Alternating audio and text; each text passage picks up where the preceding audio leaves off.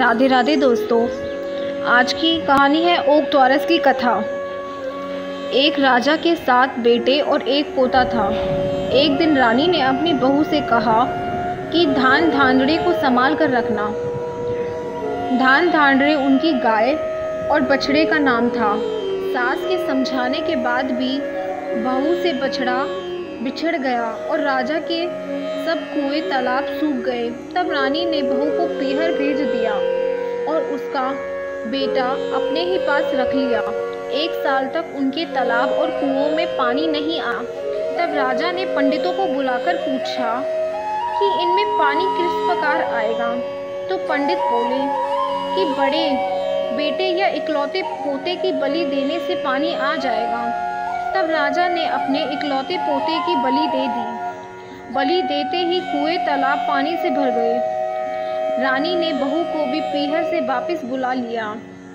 उसके बाद ओकद्वारस आई कि सब अपने तालाब पर ढोक मारने चलेंगे और सबने मिलकर खूब गांजे बाजे के साथ तालाब पर ओकद्वारस की पूजा की। पूजा के बाद बहू ने रानी से कहा कि अब तो अपने पोते को भी बुला लो। तब रानी ने कहा कि वह बाहर खेल रहा है, तुम ही उसे आवाज़ लगाकर बुला लो। बहू के आवाज़ लगाने पर राजा के द्वारा बलि दिया हुआ पोता तालाब में से बाहर आ गया।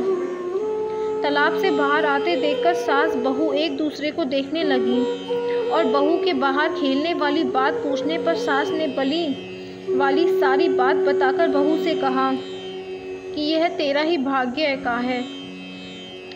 ओकद्वारस माता ने सत रखकर तेरा बेटा वापस दे दिया।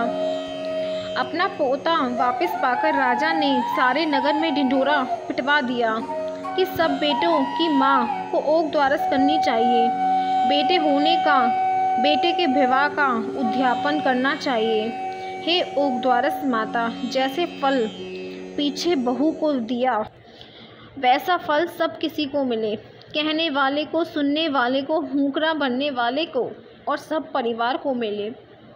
इस कहानी के बाद विनायक बाबा की कहानी भी कह सुन लेते हैं। अगर मेरी वीडियो पसंद आई तो इसे लाइक, शेयर और